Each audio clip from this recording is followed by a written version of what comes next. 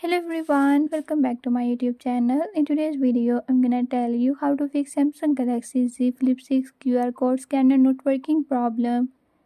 But before we get started, don't forget to hit the subscribe button and ring the notification bell so you never miss out on new videos and stay updated.